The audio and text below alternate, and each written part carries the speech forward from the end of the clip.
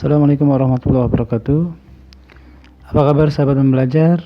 Bersama saya Aziz Mabrur, masih dalam seri akuntansi biaya. Dalam sesi ini kita akan membahas activity based costing. Nah, sebagai intro, untuk memahami apa itu activity costing, kita akan membandingkannya dengan traditional costing. Kalau dalam traditional costing, hanya direct material dan direct labor yang dapat ditelusuri secara langsung ke output atau produk. Bagaimana dengan efficiency costing? Efficiency costing berbeda di mana ada biaya-biaya lain yang dapat ditelusuri secara langsung ke produk, bukan ke jumlah produk yang dihasilkannya, tetapi ke aktivitas-aktivitas yang diperlukan untuk menghasilkan produk tersebut. Jadi di other cost object ini disebut aktivitas ya, activity. Itulah kenapa disebut efficiency costing. Sehingga nanti terdapat EOH yang dialokasikan berdasarkan activities.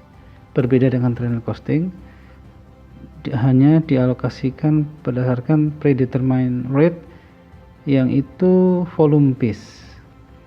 Nah, dalam efficiency costing EOH tidak lagi single rate, tetapi menjadi beberapa rate berdasarkan level agregasi.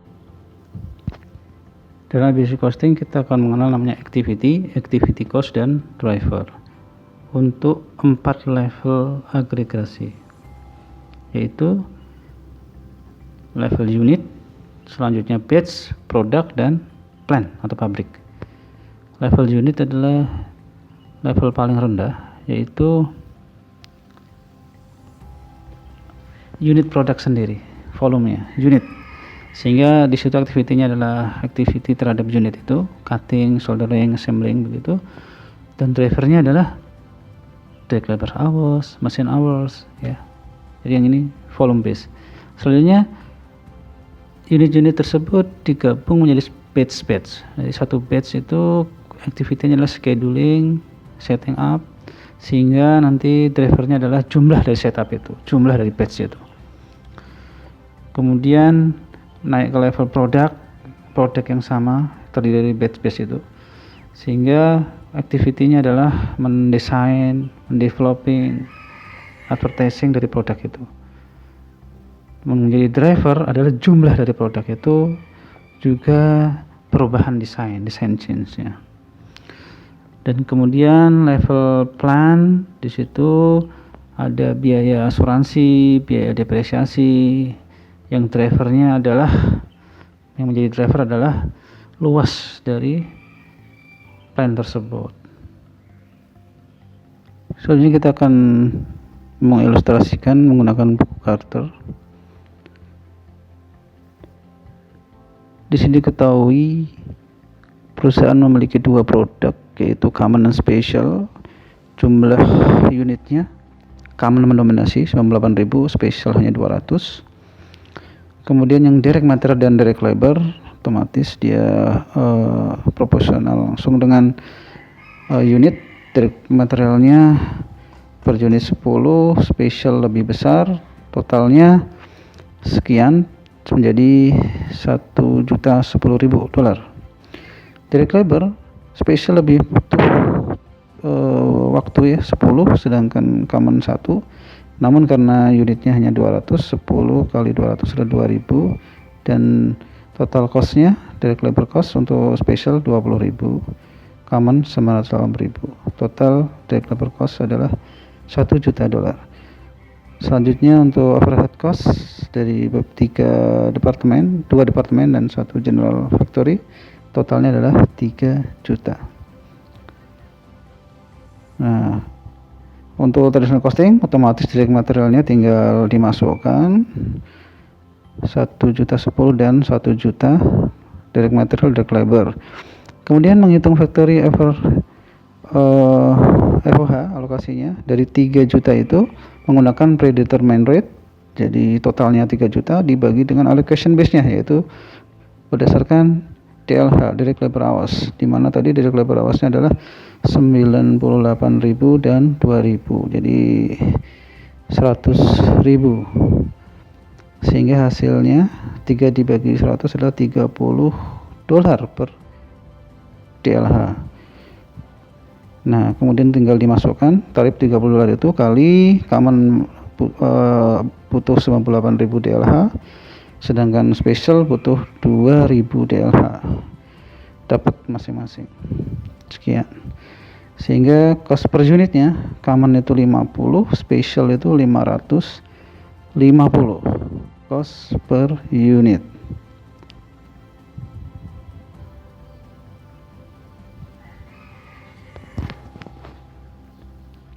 Nah, sekarang kita coba hitung menggunakan ABC costing, dimana ada selain material dan direct labor, ada yang bisa ditelusuri, yaitu berdasarkan aktivitas-aktivitas. Di sini ada level batch, yaitu setup, dan level product, yaitu design change. Sehingga nanti total overhead di production 1,4 juta itu berapa bagian untuk setup, berapa bagian untuk design change. Demikian juga di engineering, kemudian di general factory.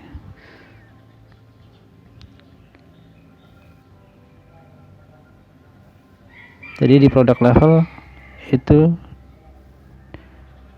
diketahui, ditelusuri bahwa untuk production 1/7 overhead cost-nya itu untuk product design. Jadi dari 1.400, dari 1.400 itu 1/7, 200.000 itu untuk product design. Sedangkan di engineering adalah sepertiganya, sepertiga dari 900.000, sehingga 300.000. Kemudian yang level batch-nya setup itu production 1/7 juga, dan engineering 1/3. Sehingga kalau dimasukkan seperti itu, setup berapa, design change berapa, totalnya adalah 800.000 dan 600.000. Sehingga general factory-nya diketahui juga, untuk setup 300.000, design change 100.000. Nah, activitiesnya setup itu untuk common dan special sama, masing-masing butuh 40, sedangkan design change-nya common itu 12, special 8 kali. Sehingga kita bisa hitung overhead rate-nya. Untuk batch level total tadi 800.000 dibagi setupnya ada berapa? 40 tambah 40, sehingga dapat rate-nya 10.000 per setup. Di product level totalnya 600.000. Nah, product level tadi adalah design change. Design change-nya berapa? 12 ditambah 8. Jadi 600.000 dibagi 20. Dapat rate-nya 30.000 per design change. Kemudian masih ada sisa other overhead sebesar 1.600 dibagi dengan DLH ya. DLH-nya tadi 100.000, sehingga rate-nya adalah $16 per DLH. Nah, dengan data itu kita sudah dapat nih rate. Nah, tidak hanya satu rate lagi, tidak hanya berdasarkan DLH, ada yang batch level, ada yang product level. Maka bisa di alokasikan overheadnya. Nah, di sini common itu setupnya 40 kali rate-nya 10.000, dapat 400.000. Special juga 40, sehingga sama untuk setup batch level sama 400.000.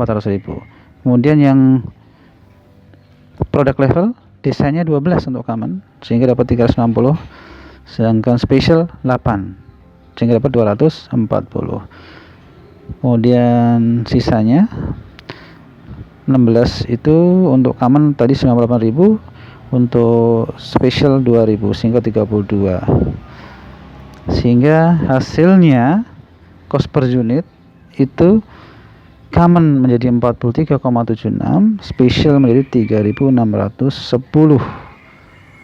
Kalau kita perhatikan di sini, cost per unit common lebih kecil dibandingkan ketika dihitung berdasarkan traditional costing. Coba kita telusuri kenapa itu bisa berbeda antara traditional costing dengan ABC costing. For the common cost berdasarkan traditional costing tadi per unitnya 50, sedangkan ABC costing 43,76. Artinya berdasarkan traditional costing dia overstatement. Yang spesial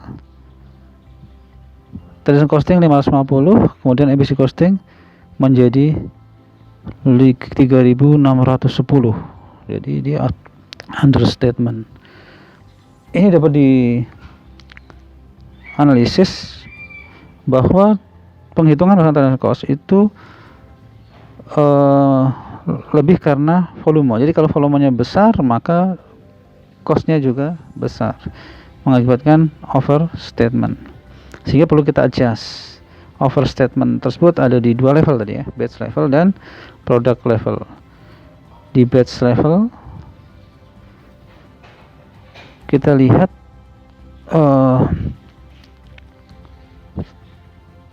secara traditional cost tadi adalah 98 ya, common itu 98 dari 100, jadi 90%. Padahal kalau di batch level itu common itu cuma 40 dari 80, hanya 50%, sehingga overstatementnya sebesar 48% kali 800.000. Demikian juga yang product level. Jadi tadi 98% menurut traditional cost, padahal product level dia hanya 12 dari 20, yaitu 12 dari 20, 60% saja, sehingga overstatement sebesar 38%. Jadi 228. Nah, ini adjustmentnya, sehingga dengan adjust oleh overstatement tadi hasilnya menjadi ABC costing 4288 atau per unit 43,76. Demikian juga untuk special, dia understatement. Batch levelnya menurut justru traditional costing hanya 2%, 2 dari 100. Sedangkan menurut ABC costing tadi 40 dari 80, 5%. 5% dikurangi 2%. Yang di product level special itu 8 dari 20, 60, 40%, sedangkan traditional costing tadi hanya 2%, sehingga understatement sebesar 228. Totalnya 612, sehingga dihasilkan per unitnya naik 3.060 menjadi 3.610. Jadi di sini clear ya, bahwa dengan menggunakan ABC costing, penghitungan cost per unit dari produk itu menjadi lebih akurat karena tingkat penelusurannya lebih dalam dan distorsi dari penghitungan FOH itu bisa diminimalis. Demikian sesi akuntansi biaya kali ini, semoga bermanfaat. Salam sukses selalu, dan jangan lupa kita perbaiki aktivitas kita dan akan menghasilkan aktivitas itu yang bermanfaat, akan menghasilkan quality of life yang lebih baik juga. Assalamualaikum warahmatullahi wabarakatuh.